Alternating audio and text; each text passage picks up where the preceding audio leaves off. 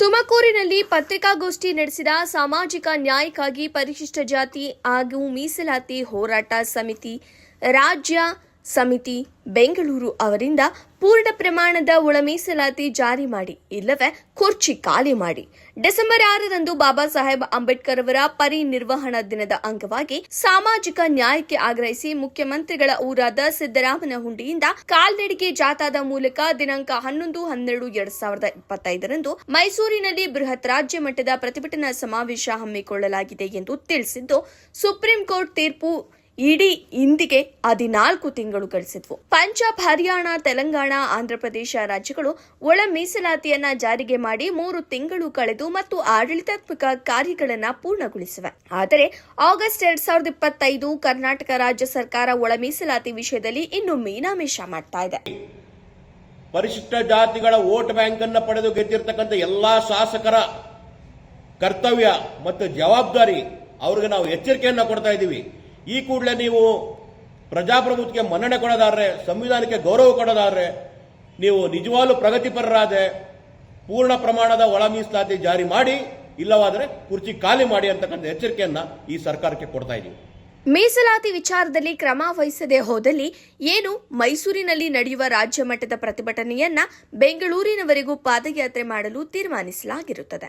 ಅದೇ ರೀತಿ ಮುಖ್ಯಮಂತ್ರಿಗಳ ಮನೆ ಮತ್ತು ಎಐಸಿಸಿ ಕಚೇರಿಗೆ ಮುತ್ತಿಗೆ ಹಾಕಲಾಗುತ್ತಿದೆ. ಮುಂದುವರಿದ ಭಾಗವಾಗಿ ರಾಜ್ಯದ ಎಲ್ಲ ಜಿಲ್ಲೆಗಳಲ್ಲಿ ಮುಖ್ಯಮಂತ್ರಿಗಳು, ಸಚಿವರು ಕಂಡಲ್ಲಿ ಅಘೋಷಿತ ಗೆರಾವು ಮುತ್ತಿಗೆ ಹೋರಾಟವನ್ನ ತೀವ್ರಗೊಳಿಸಲು ತೀರ್ಮಾನಿಸಲಾಗಿದೆ. ಈ ಹೋರಾಟಕ್ಕೆ ಮಾದಿಗ ಮತ್ತು ಮಾದಿಗ ಸಂಬಂಧಿತ ಸಮುದಾಯಗಳು, ಸಾಮಾಜಿಕ ನ್ಯಾಯವನ್ನ ಬೆಂಬಲಿಸುವ ಪ್ರಗತಿಪರ ಸಂಘಟನೆಗಳು ತನು ಮನದಿಂದ ಬೆಂಬಲಿಸಿ ಭಾಗವಹಿಸಿ ಯಶಸ್ವಿಗೊಳಿಸಲು ಕೋರಲಾಗಿದೆ.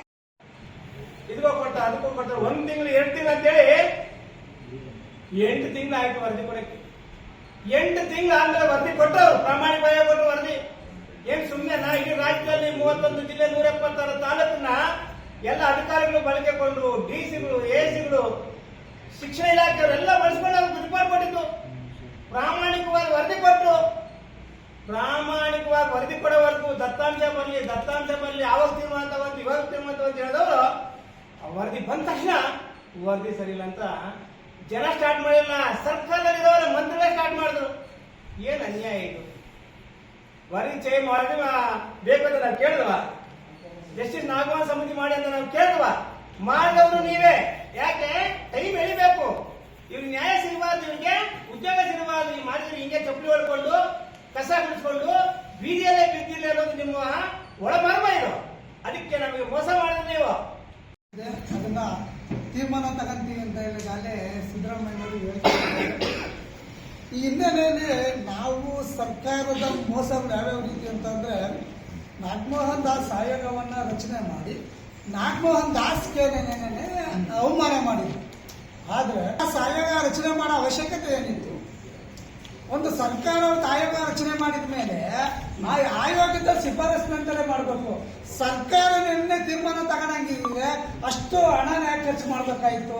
ರಾಜ್ಯದ ಎಲ್ಲಾ ನೌಕರರನ್ನ, ಮನೆ ಸಮೀಕ್ಷೆ, ಶಿಕ್ಷಕರನ್ನ ಎಲ್ಲರಿಗೂ ಆಮೇಲೆ ಸರ್ಕಾರ ಸಾಕಷ್ಟು ಸರ್ಕಾರಿ ನೌಕರರಿಗೆ ಅಮಾನತು ಮಾಡಿದ್ರು. ಇವೆಲ್ಲ ಯಾಕೆ ಬೇಕಾಗಿತ್ತು? ಹಾಗಾಗಿ 30 ವರ್ಷ ಬೇಕಾಗಿತ್ತ ರಾಜ್ಯ ಸರ್ಕಾರ ತಗೊಳಕ್ಕೆ. ನಾನು ಈ ಸಂದರ್ಭದಲ್ಲಿ ಸರ್ಕಾರಗಳೇ ಇಲ್ಲಿ ಮೋಸ ಮಾಡ್ತಾ ಇರೋದು.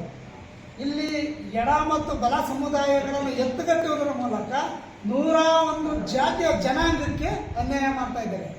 ಯಾಕಂದ್ರೆ 56% ಸುಪ್ರೀಂ ಕೋರ್ಟ್ ಹೇಳ್ತದೆ 50% ಮೀರಂಗಿಲ್ಲ ಅಂತ, ಅದು ಬೇರೆ ಅಡ್ಡ ತಂದಿರ್ತಾರೆ. ಈಗ 56% ತಗೊಂತೀವಿ ಅಂತ ಇವ್ರು ಹೇಳ್ತಾ ಇದ್ದಾರೆ. ಈಗಾಗಲೇ ಸರ್ಕಾರಿ ಹುದ್ದೆಗಳನ್ನ ತಡೆ ಹಿಡಿದವ್ರೆ. ಸಾಮಾಜಿಕ ನ್ಯಾಯಕ್ಕಾಗಿ ಪರಿಶಿಷ್ಟ ಜಾತಿಗಳ ಒಳ ಮೀಸಲಾತಿ ಹೋರಾಟ ಸಮಿತಿಯಿಂದ ಈ ಒಕ್ಕೂಟದೊಳಗೆ ಮಾದಿಗ ದಂಡೋರ, ಮಾದಿಗ ಮೀಸಲಾತಿ ಹೋರಾಟ ಸಂಸ್ಥಾಪಕ ಸಮಿತಿ, ದಲಿತ ಸಂಘರ್ಷ ಸಮಿತಿಗಳು ಮತ್ತು ಇನ್ನೂ ಅಂಬೇಡ್ಕರ್